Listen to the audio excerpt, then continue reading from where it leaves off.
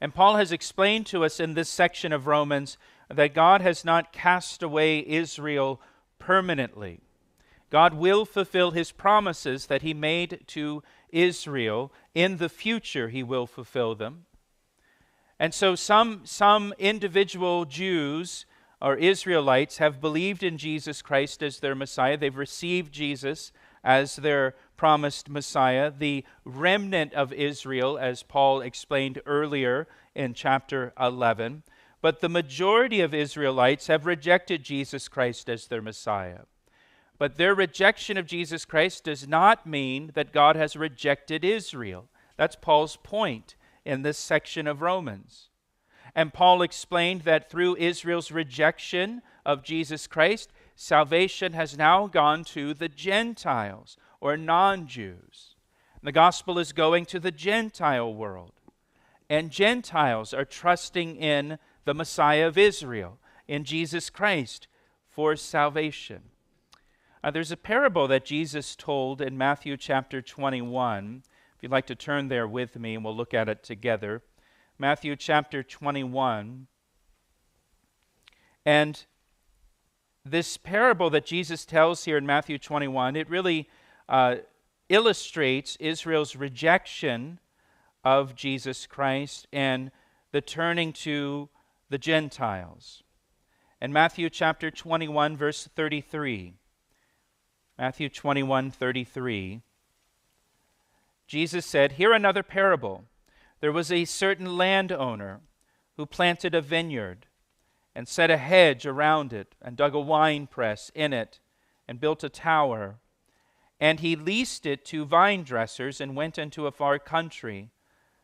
Now when vintage time drew near, he sent his servants to the vine dressers that he might receive its fruit." So this land is leased.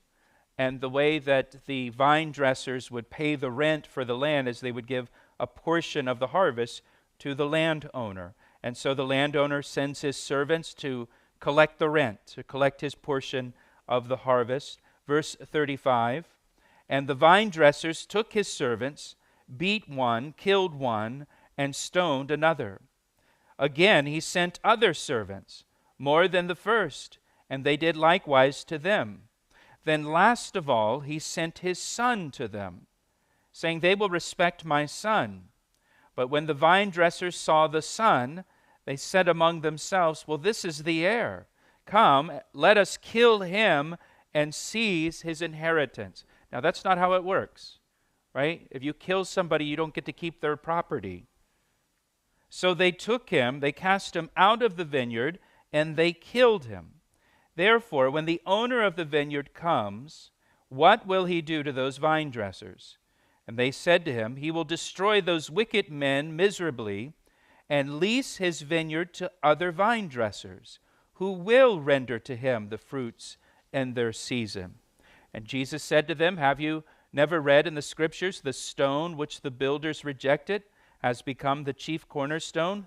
This was the Lord's doing, and it is marvelous in our eyes.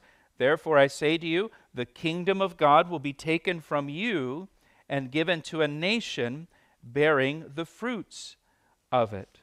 Now I think that this parable is pretty easy to understand. The vineyard is Israel. In fact, back in the Old Testament, in Isaiah chapter 5, Israel is described as a vineyard. The vineyard is Israel, the owner is God, and he leases the land out.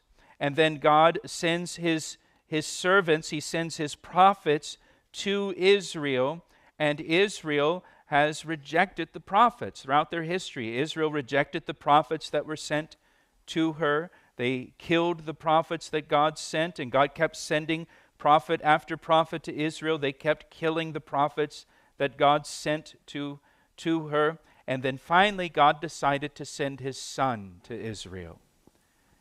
His son, Jesus Christ, believing they will respect my son, but instead Israel killed the Son of God. They rejected him, cast him out of the vineyard, and they killed him. And so Jesus says down in verse 43, "Therefore I say to you, the kingdom of God will be taken from you and given to a nation bearing the fruits of it." Israel rejected Jesus Christ, the Son of God, and now God is saving Gentiles, another nation, and bringing this other nation into the kingdom of God. And Gentiles now are bearing fruit for God. In John chapter 10, Jesus uses another analogy to illustrate this same point, where he talks about having sheep from a different flock that he's going to bring into his flock, speaking again of the Gentiles. So now, looking at our passage in verse 25, again it says, "For I do not desire, brethren, that you should be ignorant of this mystery, lest you should be wise in your own opinion, that blindness in part has happened to Israel until the fullness of the Gentiles has come in." Paul now explains the mystery of Israel's blindness. He says here again in verse 25, "I do not desire, brethren, that you should be ignorant of this mystery." Paul addressed this section of Romans to Gentile believers. And he says, I don't want you to be ignorant of this. I don't want you to lack understanding. I don't want you to get this wrong, speaking of Israel's blindness. And Paul talked about Israel's blindness earlier in chapter 11, back in verse 7. Now again, individual Jews have believed in Jesus Christ as their Messiah and have been saved. That's the remnant that Paul spoke of, the remnant of Israel, while the rest rejected Jesus as their Messiah, and they were blinded spiritually by an act of God, because they hardened their heart towards Jesus Christ, because they hardened their heart toward the gospel. God hardened their heart.